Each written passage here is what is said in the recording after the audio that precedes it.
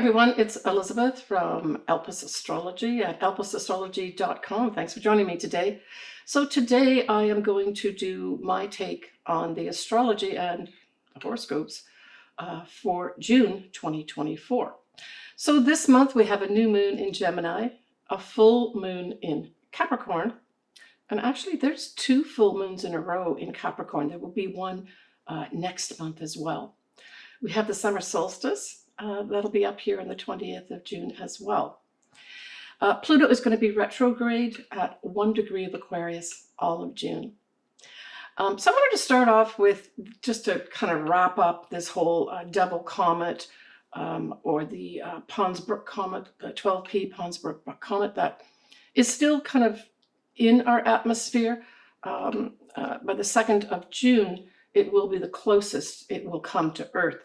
But in terms of visuals, everything that I was reading really says that it's going to be the Southern Hemisphere. So my Australian folks and India and all those kinds of continents are going to be able to see it more clearly, but even they will have a little difficulty because even in the Southern Hemisphere, from looking at stellarium anyway, and I'm going to put a link here for those folks that want to put this comet in on stellarium. I'm going to put a link to a really easy video that helps you go through stellarium and put it on. I did it quite easily. But basically it's going to be near the horizon in the evening for folks that are in the Southern Hemisphere. But you'll still be able to see it in June, but it is kind of on its way out. But I didn't, in my last video when I talked about this Pons Brooks comet, talk about, well, what happened 71 or so years ago, because this is about a 71-year cycle. This comet comes around. So we're looking really here at 1953, 1954. It looks like it was identified in both 53 as well as 54, but of note, 1953 for sure was significant for events. Let me just give you a few of them. And for those folks that were born around this year, these 2 years, there may be some significance that come back in your life, some big messages. But let's go through it. So we had Edmund Hillary and Tenzing Norgay go up to the top of Mount Everest and claim that they've reached the top, right? So these were the first folks that did that.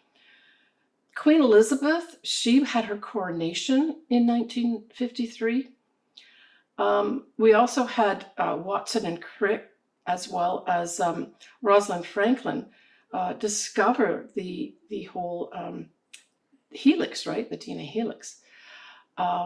So we had Stalin, who was like one of the most murderous dictators of our time, died.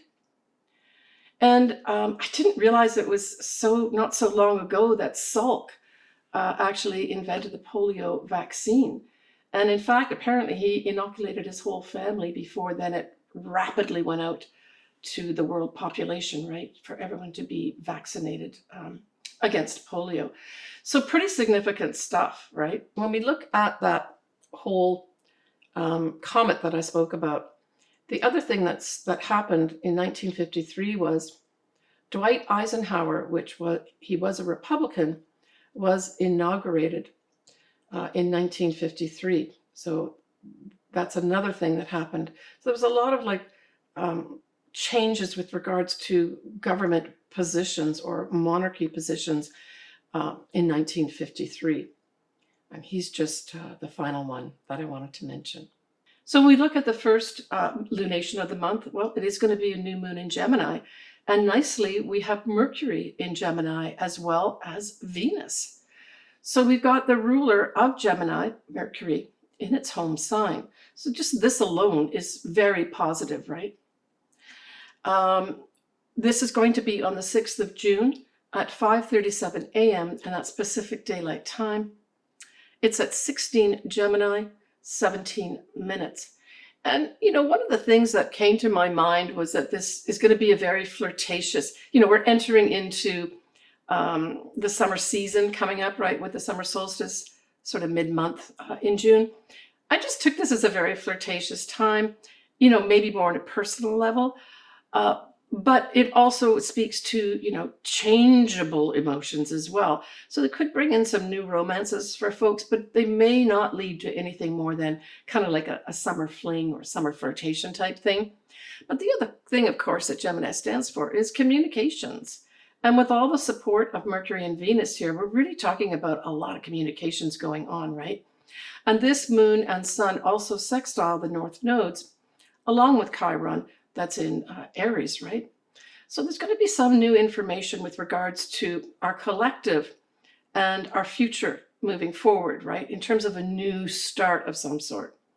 Now, the only fly in the ointment is that this sun and moon is square to Saturn in Pisces, right? Anything in Gemini squares anything in Pisces.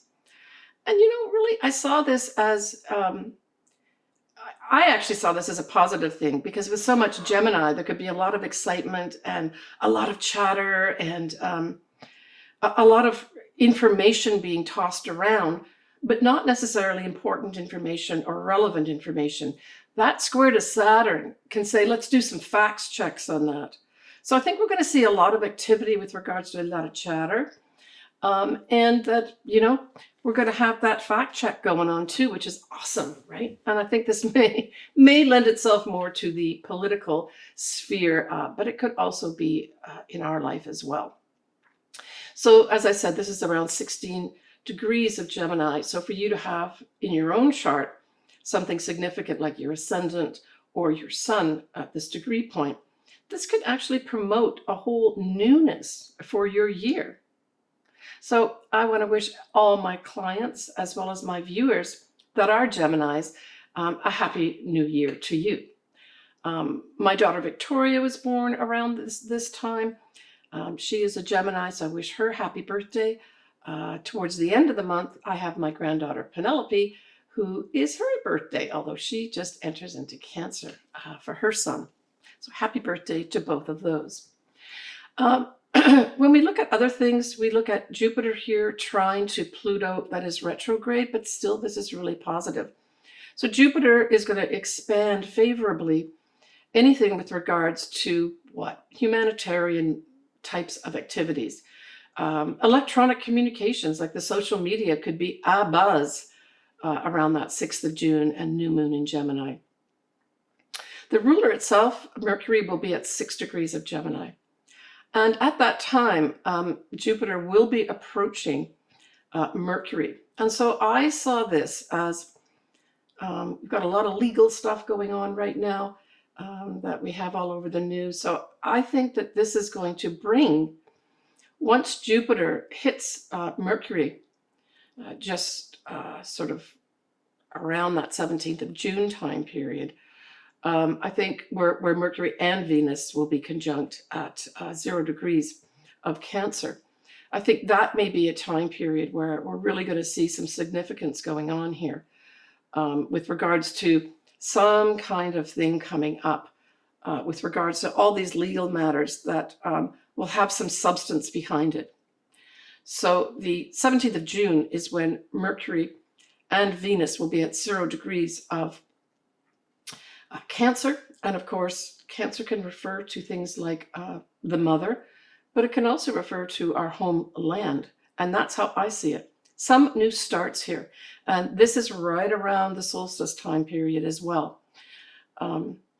So we've talked about the new moon here. We've talked about the Mercury conjunct Venus. So certainly if you've got something, say, around that 0 degree mark of Cancer, this could bring in what? It could bring in some good news about money for you. It could bring in some good news about a love in your life. But it can also bring in some good news about a family situation, because Cancer does really refer to Cancer situation. In particular, your mother is featured. And because the solstice does begin around the 0 degree mark of Cancer, that 17th of June could be a standout with regards to something happening that manifests more clearly, not only, say, at the solstice itself on the 20th, but for that whole time period, right? The 3 months before we go to the next new season, right?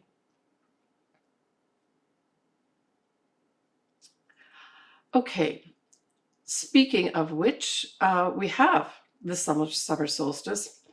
And that is going to be on the 20th of June at 1:51 p.m. Pacific Daylight Time. It will be with Venus and Mercury, like I said, in Cancer. The moon, although it's not in its detriment in terms of it being in Sagittarius.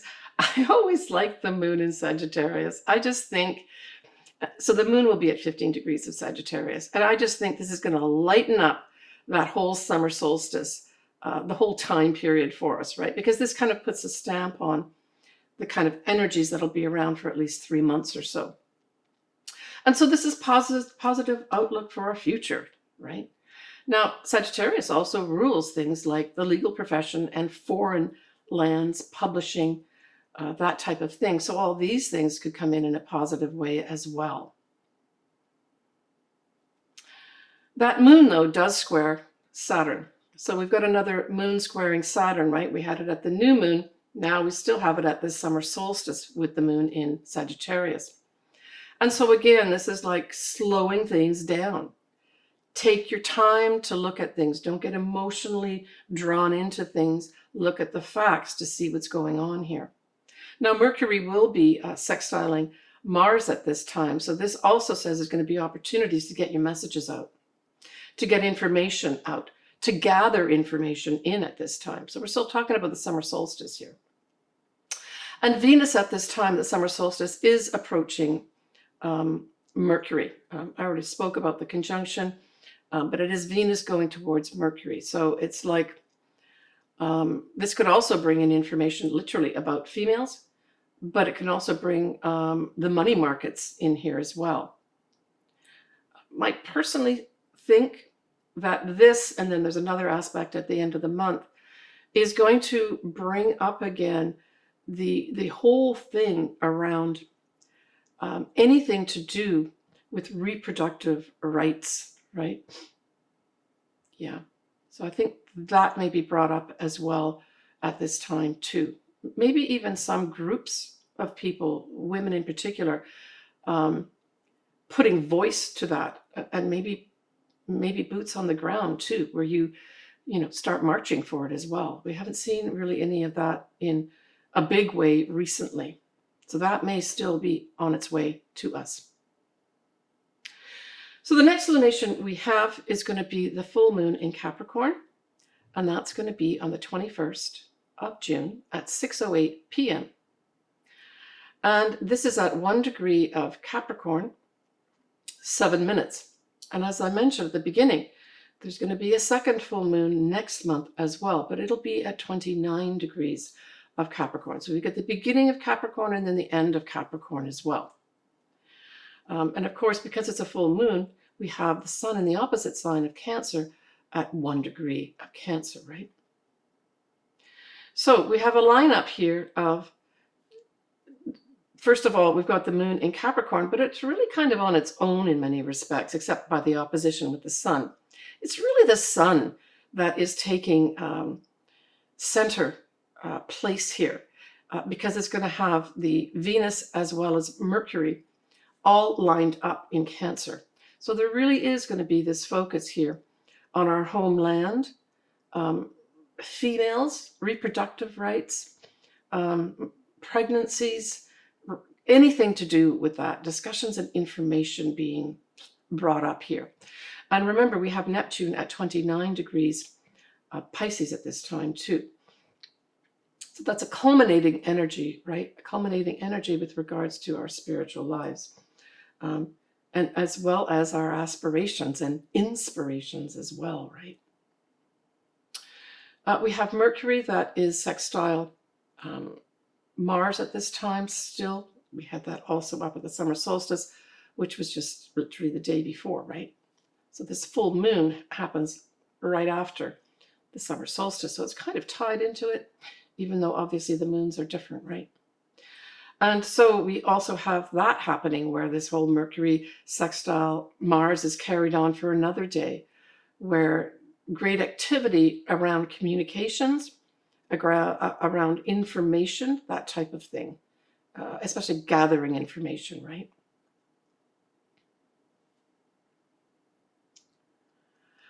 All right, on the 22nd of June, that's just going to be a day after the full moon, we have a lot happening in water signs. We have the Sun, Mercury, Venus, Saturn, as well as Neptune, all in water signs. So I think because this is the day after the full moon, to me, it lends itself to a lot of emotion here, a lot of deep feelings and a lot of deep emotion around whatever comes up in terms of the full moon. Now, this is usually a culmination. It can be an ending. It can just be this big, gigantic spotlight put on things here of importance. But that whole lineup of all those planets in the water signs, as I said, it can make it a very emotional full moon because it's only the day after that full moon, right? So we end the month on the 30th of June, where we have Venus sextiling Mars. And here we're looking at Cancer and Taurus. We are also going to have Mercury sextiling Uranus at 25 degrees, and that's the Cancer as well as Taurus signs that are involved here. So we really wrap up the month here. And let's not forget also that, you know, when we've got Mars in Taurus, it is in its detriment. Now, generally speaking, it's not the end of the world to have a planet in its detriment. But what it does do is it kind of has that planet, and in this case it's Mars, acting contrary to the sign.